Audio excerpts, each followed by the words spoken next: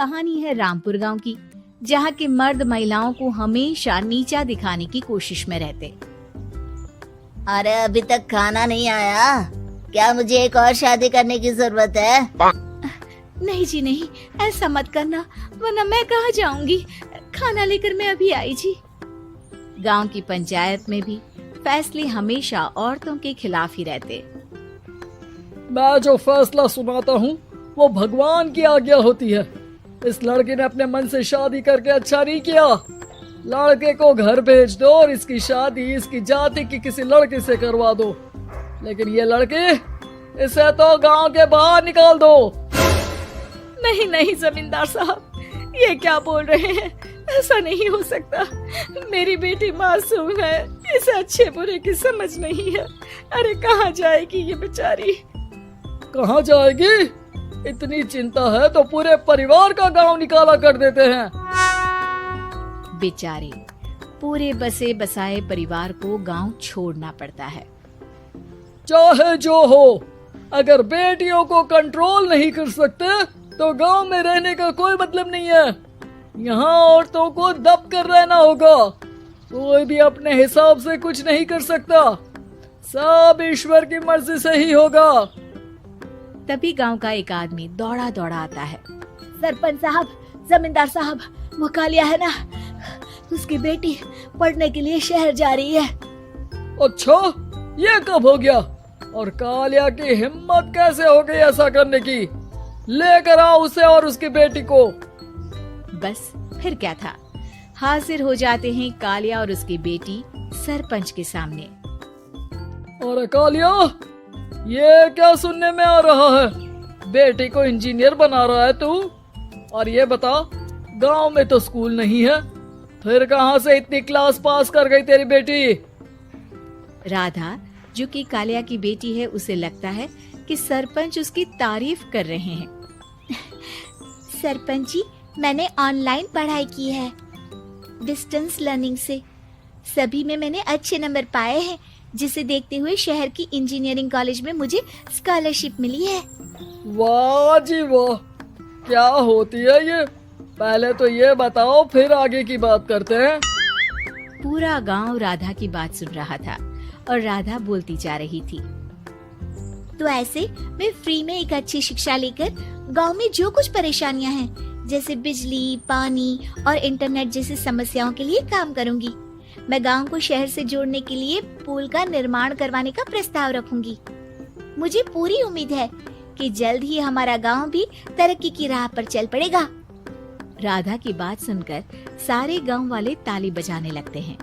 सरपंच को समझ नहीं आता कि वो क्या करे। चुप रह नादान लड़की, गांव के खिलाफ जाने के लिए तुझे गांव से बेदखल कर दिया जाएगा, वो भी पूरे परिवार के साथ। और हाँ, अगर ठीक से गांव में रहना चाहती है तो ये पढ़ाई लिखाई छोड़ दे। हम तेरे लिए गांव का कोई होनहार लड़का देखेंगे। तभी गांव का एक आदमी बोल पड़ता है। अरे नहीं नहीं सरपंच जी, राधा बिटिया जो बता रही है, अगर वैसा हो जाए तो हम लोगों को पैसा कमाने के लिए बाहर नहीं जाना पड़ेगा। हाँ जी, और ना ही कोसों दूर पानी के लिए भटकना पड़ेगा।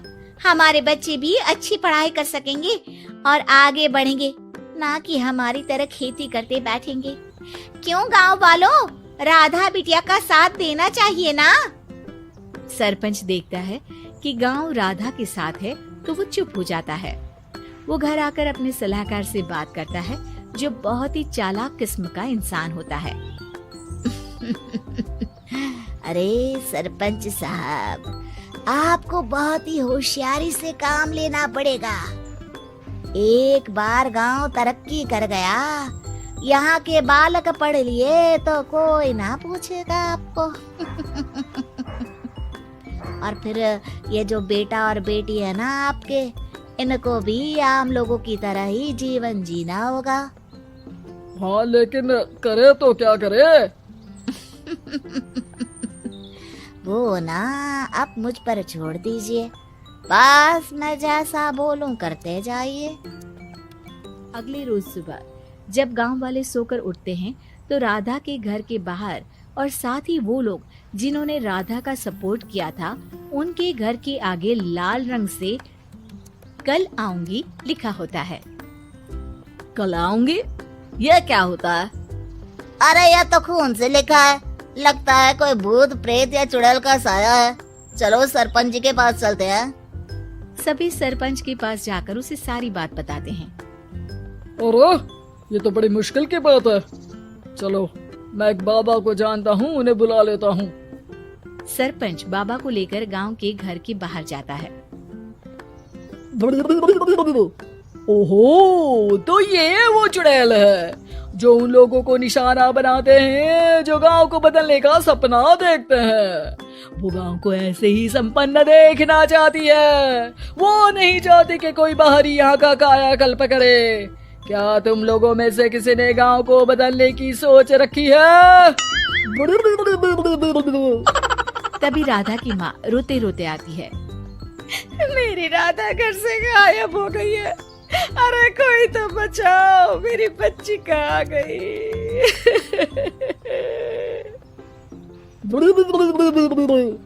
ले गई वो चुड़ैल, तेरी बच्ची को ले गई। अब वो उसे श्रापित करके छोड़ेगी, उस पर चुड़ैल का साया हो जाएगा। तभी बुरी सी हालत में राधा भी वहाँ आ जाती है।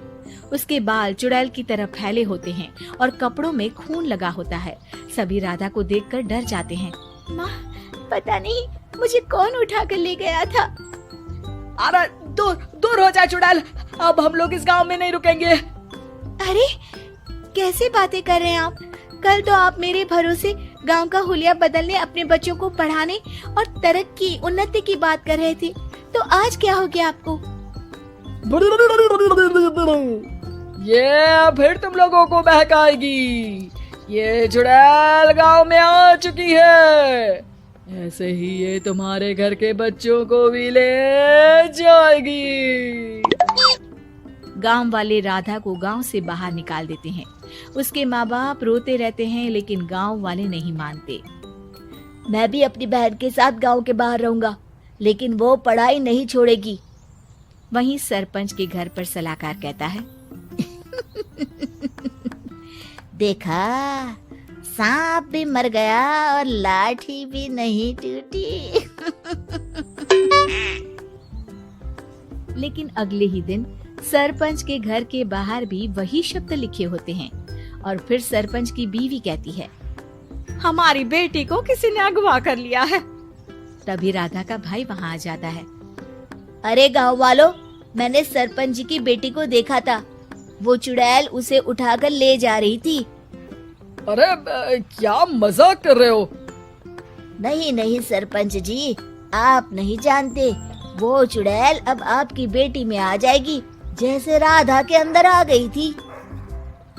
तभी सरपंच की बेटी वैसी ही हालत में वहाँ आती है जैसे राधा आई थी। पापा, पता नहीं कैसे मैं गायब हो गई थी। चुड़ैल, इसके अंदर भी चुड़ैल का साया है, मारो इसे। अरे नहीं नहीं, इसे भी राधा के पास गांव के बाहर ही भेज दो। अरे चुप रहो, मेरी बेटी कहीं नहीं जाएगी और चुड़ैल वुड़ैल कुछ नहीं होता है। अरे कैसे बात कर रहे हो सरपंच जी? आप तो बोल रहे थे कि आपका फैसला भगवान का ज्ञान होता है, तो अपने पर बात आई तो अब आप ऐसे बोल रहे हैं। अरे ना ना ना, आपको अपनी बेटी को त्यागना ही होगा। अरे बुलाओ बाबा को। राधा का भाई बाबा को ले आता है, जिसे अब गांव वालों के डर के कारण सच बोलना पड़ता है। मैं कोई बाबा नहीं हूँ, मैं तो मोची था। ये सलाहकार महोदय ने मुझे कहा था एक्टिंग करने को। अब वो मुझे पैसे देने वाले हैं। अब मुझे माफ कर दो। गलती हो गई, मुझे माफ कर दो। तभी वहाँ राधा आ जाती है।